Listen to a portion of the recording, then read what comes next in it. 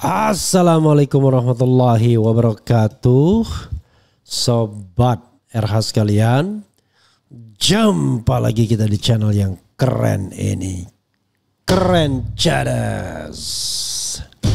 Ya saudara sekalian, akhirnya terkonfirmasi atau dikonfirmasi bahwa Jokowi tidak maju sebagai calon ketua umum Partai Solidaritas Indonesia. Kenapa? Ya, saya kira kalkulasi politik, walaupun alasan formalnya tidak mau bersaing dengan anaknya yang maju, enggak begitu. Karena kalau Jokowi maju, anaknya enggak maju. Jadi enggak ada saingan di antara mereka pastinya. Dan kalau mental raja, itu enggak mungkin ada pesaing. Ya, it happen in other political parties juga kan. Semua partai politik, you name it, dari awal sampai akhir tidak ada pesaing, semuanya calon tunggal kecuali PKS saja. Ya, kita lihat mulai dari PDIP calon tunggal, kemudian Golkar calon tunggal, apalagi Gerindra, apalagi Nasdem, apalagi PAN pun sudah main calon tunggal, PKS yang tidak. Calon tunggal juga tetapi jauh lebih demokratis ya. Tidak ditentukan oleh satu orang atau satu kekuatan saja. Kemudian SBY, AHY ya podo wae. Jadi nggak ada yang namanya partai yang demokratis di Indonesia. Jadi kalau PSI kita kemudian kita uya-uya ya sebagai partai yang tidak demokratis ya sama. Semua partai begitu juga. Even partai umat ya. Partai Umat ini juga peringatan bagi Amin Rais untuk menjadi bapak demokrasi yang sesungguhnya. Jadi maksud saya kita objektif. Walaupun barangkali ada beberapa partai yang kita pahami karena masih pakai pionir atau bohir. Bukan diciptakan karena aspirasi bawah tapi aspirasi tokoh.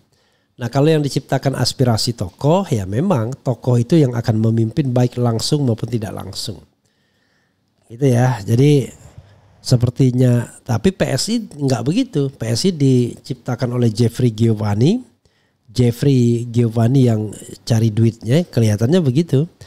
Lalu yang memimpinnya kemudian tiba-tiba ada seorang perempuan bernama Grace Natali. Lalu Grace Natali digantikan oleh penyanyi Giring Ganesa. Giring Ganesa menyerahkan kekuasaannya pada Kaisang Pangarep. Dan partai ini akhirnya tidak lolos parliamentary threshold walaupun menjadi partai yang paling uangnya banyak lah. Dan kemudian spanduk-spanduknya rapi, konon dipesan khusus dari China, konon ya, we don't know exactly. Dan diangkut oleh dulu ada gosip mobil-mobil dan bantuan aparat. Tetapi diupayakan untuk lolos parliamentary threshold tetapi akhirnya tidak lolos. Jadi tidak bisa menjadi alat bargaining Jokowi dan keluarga. Tetapi PSI sudah menjadi fenomena Jokowi dan keluarga. Kemarin Jokowi mau buat katanya partai super TBK, ternyata nggak jadi juga. Apakah karena perkembangan terakhir kesehatan? It could be possible. Karena kelihatannya kesehatan Jokowi makin hari bukan makin baik, makin ribet. Kulit yang melepuh itu makin luar biasa melepuhnya. Dan kita lihat tadi videonya ya bagaimana muka, kakinya dan wajahnya lebih menghitam dan lain sebagainya. Rambutnya juga mulai lalas di bagian depan. Walaupun untuk rambut wajar saja ya untuk orang yang pernah jadi presiden dengan usia lebih dari 60 tahun. Tetapi SBY ya masih oke, Wiranto. Tapi beberapa di antara mereka cangkok rambut sih ya yang saya tahu. Ada yang cangkok ya. Saya ketemu dengan seorang profesor dia bilang cangkok rambut ya. Dan yang paling ngetop sih di Turki, tetapi di Indonesia pun bisa. Oke, coba relawan akan kaji ulang posisi dukungan. Oke, jika dan bahkan relawan udah berani ngancam relawan akan kaji ulang posisi dukungan jika Jokowi maju jadi ketum PSI. Alasannya karena pendukung Jokowi itu lintas partai, tidak hanya dari PSI. Oke. Tapi kalau Jokowi bikin partai baru kayaknya mereka lebih oke, misalnya Partai Projo ya. Oke, coba kita bacakan sedikit. Jokowi batal jadi ketum PSI, kondisi kesehatan yang dikabarkan makin memburuk. Porosjakarta.com tanda tanya ya tadi. Porosjakarta.com pada hari ulang tahunnya yang ke-64, mantan Presiden Joko Widodo membuat keputusan penting yang mengejutkan publik. Melalui pernyataan putra bungsunya Kaisang Pangarep, Jokowi dipastikan batal mencalonkan diri sebagai Ketua Umum Partai Solidaritas Indonesia. Lagi pula buat apa mencalonkan diri sebagai Ketua Umum partai politik kalau sudah jadi dua kali presiden selama sudah 10 tahun jadi presiden. Apalagi yang mau dicari kan? Kalau memang mau mendorong putra putrinya ya dari belakang saja Tut Wuri Handayani ya. Jadi tidak perlu ing ngarso sung tolodo ing madio mangunkarso, cukup Tut Wuri Handayani dari belakang itu mendorong. Oke. Kita lanjutkan. Dalam keterangannya, Kaisang menyebut alasan utama pembatalan tersebut adalah Jokowi tidak ingin bersaing dengan anaknya sendiri. Iyalah. Kemudian diketahui Kaisang resmi mendaftarkan diri sebagai calon ketua umum PSI pada hari yang sama. Gak mungkin beliau bersaing dengan anaknya, ujar Kaisang kepada awak media. Namun publik mempertanyakan apakah keputusan ini murni kalkulasi politik atau ada faktor lain khususnya yang berkaitan dengan kondisi kesehatan Jokowi yang belakangan ini menjadi sorotan. Oke. Penampilan Jokowi saat ulang tahun yang dirayakan sederhana di rumahnya di Jalan Kutai Utara, Solo menarik perhatian banyak pihak. Wajahnya terlihat lebih gelap dengan bercak putih yang semakin dominan, memicu kekhawatiran tentang kondisinya. Jokowi sendiri pernah mengaku mengalami alergi kulit setelah kunjungan ke Vatikan pada April lalu. Menurut ajudannya, udara di Vatikan tidak cocok dengan kondisi Jokowi dan menyebabkan munculnya bintik-bintik di kulitnya. Agak aneh juga ya. Karena bukan sekali Jokowi keluar negeri ya. Namun publik mulai meragukan bahwa ini hanya alergi biasa. Pasalnya setelah hampir 2 bulan kembali ke Indonesia, kondisi kulit Jokowi justru terlihat semakin memburuk, bukan membaik. Beberapa dugaan pun bermunculan termasuk kemungkinan penyakit langka seperti sindrom Stevens-Johnson. Macam-macam lah ada yang mengaitkan dengan tokoh-tokoh lainnya dalam sejarah ya dunia. Meski demikian, gejala yang tampak pada Jokowi tidak sepenuhnya sesuai dengan ciri khas sindrom tersebut. Walau demikian, secara fisik Jokowi masih tampak aktif, dapat berinteraksi dengan para pendukungnya dan merayakan acara ulang tahunnya walaupun gerakannya kelihatan lamban ya. Namun ia hanya hadir dalam waktu singkat sehingga muncul dugaan bahwa aktivitasnya kini sudah lebih terbatas. Selain isu kesehatan, Jokowi juga tengah menghadapi sejumlah tekanan politik termasuk perdebatan mengenai ijazahnya, desakan pemakzulan terhadap putranya Gibran Raka Buming Raka oleh sejumlah purnawirawan, serta beban politik yang ia warisi pasca kepemimpinannya. Tidak itu saja, orang kemudian mempermasalahkan sosoknya yang diduga palsu. Gak ada yang palsu ya, semuanya asli, tetapi ini adalah bukan Joko Widodo yang pernah kuliah di UGM. Keputusan untuk mundur dari peluang menjadi ketua umum PSI memicu pertanyaan apakah beban kesehatan dan tekanan politik yang berat menjadi salah satu alasan utamanya. Sebelumnya Jokowi sempat digadang-gadang akan memimpin PSI setelah hubungannya dengan PDIP memburuk pasca ia secara terbuka mendukung Kaisang di PSI. Bahkan Raja Juli Antoni, Sekjen PSI saat itu, sempat menyatakan bahwa Jokowi tengah mempertimbangkan serius untuk mengambil posisi ketua umum PSI. Namun kini Jokowi memilih menyerahkan partai tersebut sepenuhnya kepada Kaisang. Ini partai apa perusahaan?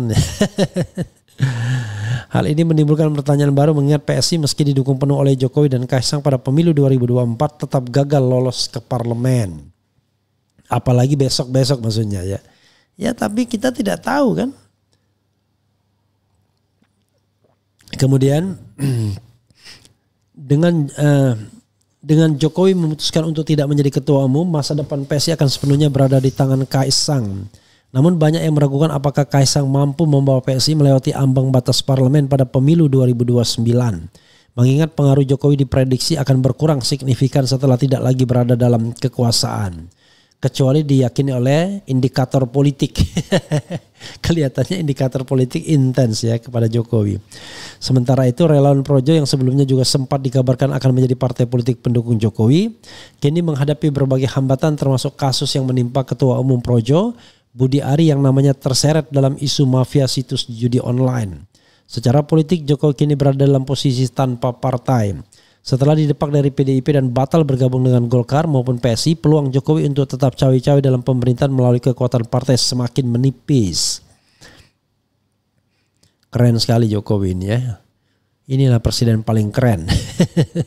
Sudah lengser tetapi masih menjadi fokus atau pusat pemberitaan.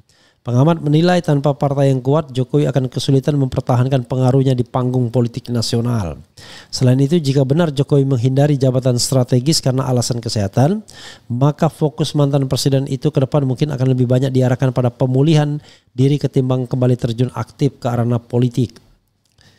Ya, saya sarankan istirahatlah. Ya, sambil kemudian memperbaiki apa-apa yang perlu diperbaiki. Ya, menurut saya this is the time untuk berefleksi. Jangan terlalu ambisius Pak Jokowi. Apalagi ambisius untuk menempatkan putra-putri, menantu ke dalam jabatan-jabatan politik. Karena kalau sesuatu tidak berlangsung alamiah, maka mudah sekali akan ada kejatuhan nantinya. Itu saja. Jadi lebih baik ya proses itu alamiah saja. Seperti misalnya kepemimpinan di PSI, ya kan Kaisang dipaksakan. Orang yang tidak punya pengalaman dalam politik, tiba-tiba dijadikan ketua umum. Berkomunikasi sama orang saja mungkin masih bermasalah. Kaisang sih memang lebih mending dibandingkan Gibran. Ya. Tapi maksudnya dua orang itu masih mentah untuk menjadi leader. Satu menjadi wakil presiden, satunya menjadi ketua umum partai politik. Karena jelaskan nyantolnya kepada Jokowi. Kalau tidak ada pengaruh Jokowi sama sekali, ya, they will be nothing. Itu persoalannya. Karena itu pembinaan terhadap mereka harusnya pembinaan yang sifatnya alamiah. Coba bayangkan, termasuk Bobi Nasution, usia 30-an, under 35, menjadi gubernur, kemudian diisukan terlibat ini itu dan lain sebagainya, termasuk ekspor biji nikel, sebagaimana dikatakan oleh Faisal Basri. Coba bayangkan, masa yang dididik adalah hal-hal seperti itu kan? Jadi lebih baik mendidik dengan betul-betul regenerasi yang betul-betul bisa dipertanggungjawabkan kualitas dan integritasnya, ya. Sekali lagi, kualitas dan integritasnya. Ini Kaisang resmi ketua umum PSI. Kaisang terinspirasi oleh ayahnya Presiden Joko Widodo. Jokowi ingin mengikuti jejak Jokowi untuk berpolitik. Sudah berdiskusi dengan Jokowi, meminta izin ke Jokowi untuk menempuh jalan yang dipilihnya. Berdasarkan aspirasi para pengurus PSI di daerah-daerah, Kaisang optimis target 4%. Mari kita sambut dengan meriah ketua baru kita, Bro Kaisang Pangarep Sheryl Tanzil, Ketua Dewan Pimpinan Pusat DPP PSI. Jadi sobat era sekalian, ya inilah kalau kepemimpinan dipaksakan. Tapi di Indonesia ini nggak ada yang partai politik yang betul-betul langsung gitu ya, betul-betul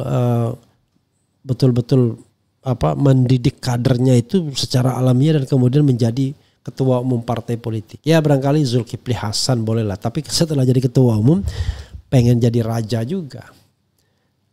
PKS juga bagus, Golkar juga menumbuhkan. Tapi tadi begitu dia di puncak kekuasaan, maka demokrasinya sudah hilang. Jadi mereka tumbuh dari bawah, tapi ketika di puncak menghilangkan demokrasi karena tadi tidak mau disaingi, tidak mau diganti ya. Soal kesehatan Jokowi ini ada tweet dari Dr. Tifa ya. Pertanyaan netizen, Doktif, yang di perut Pak Jokowi itu alkes apa tanda tanya. Tadi kan kalau kita lihat gambar Pak Jokowi di perutnya itu ada yang lancip sedikit ya. Kalau melihat dari tanda dan gejala yang sama-sama kita lihat, praktis sejak bulan April 2025 hingga sekarang, dan saya assess adalah penyakit autoimun agresif. Maka dugaan saya alat itu adalah CAPD. Ini adalah assessment dari seorang dokter atas pertanyaan para netizen. Karena berulang kali saya sampaikan, saya mengkhawatirkan kesehatan Pak JW, Joko Widodo maksudnya. Terlepas dari saat ini kita berseberangan, padahal bukan maksud saya untuk menjadi lawan beliau atau apa. Yang saya lakukan adalah menegakkan kebenaran soal ijazah. Kalau dengan itu beliau tersinggung dan memusuhi saya, ya kita lihat saja bagaimana kebenaran itu akan membela dirinya sendiri.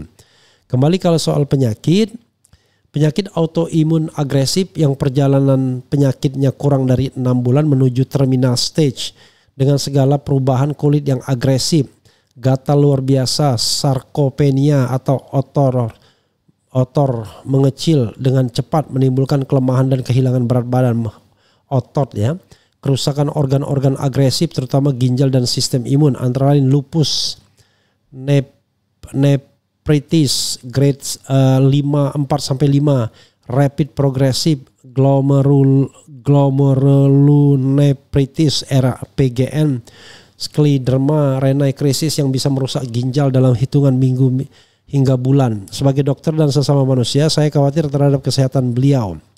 Ketika kondisi autoimun sangat agresif dan menyerang organ-organ dengan cepat terutama ginjal, maka CAPD sama sekali tidak mendukung. Justru yang hoax adalah orang yang menyatakan ini hanya alergi kulit biasa yang menyerang akibat kunjungan ke Vatikan. Sekali lagi ini sakit berat sekali. Lebih baik segera rawat intensif ke rumah sakit terbaik di dunia, mungkin di China. Karena Pak JW ini masih ada hubungan darah dengan China, jadi bisa relate kalau butuh donor darah atau donor ginjal. Apakah negara masih memfasilitasi mantan presiden untuk mendapatkan perawatan terbaik? Pastinya iya ya. Jadi saudara sekalian, itu yang dikatakan Dr. Tiva ya, sebagai sesama manusia dan anak bangsa, dia mengkhawatirkan penyakit dokter ini, penyakit Jokowi, dan ini bukan penyakit biasa. Jadi kalau cuma dibilang bahwa ini hanya sekedar hanya sekedar penyakit alergi setelah pulang dari Vatikan, menurut ini hoax katanya. Enggak begitu, ini beda ini. Begitu kata Dr. Tiva. Dokter itu Dr. Tiva. Begitu saudara sekalian. Mudah-mudahan ini bermanfaat ya. Sekali lagi kita tutup ya dengan berita bohong. Berita bohong? Ya, relate. tetap ada relevansinya.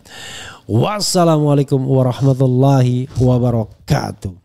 Keren cadas. Cheers.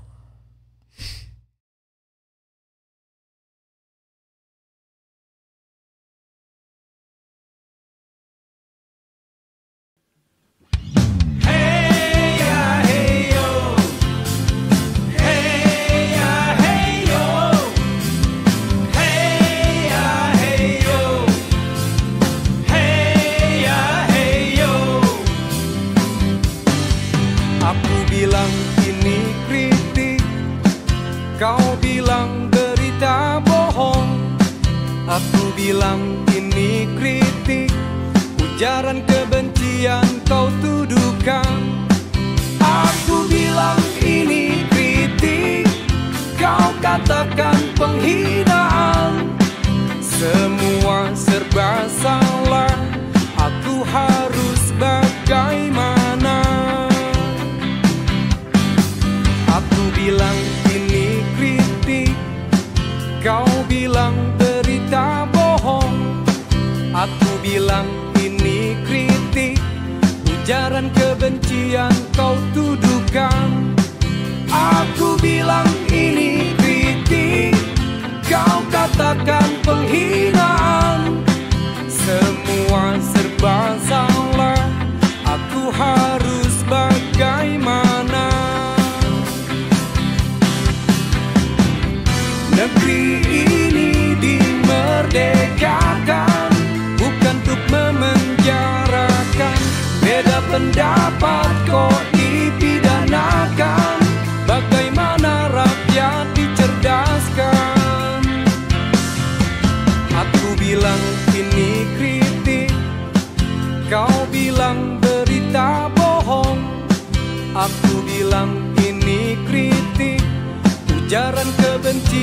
kau tuduhkan. Aku bilang ini kritik, kau katakan penghinaan. Semua serba salah, aku harus bagaimana? Hey ya hey yo, hey ya hey yo, hey ya hey yo, hey ya hey yo.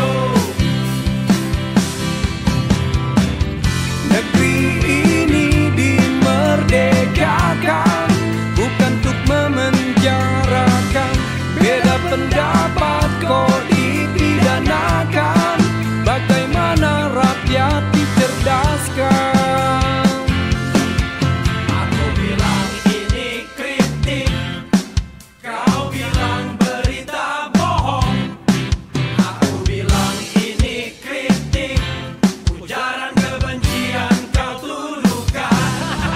Aku bilang ini kritik, kau katakan penghinaan.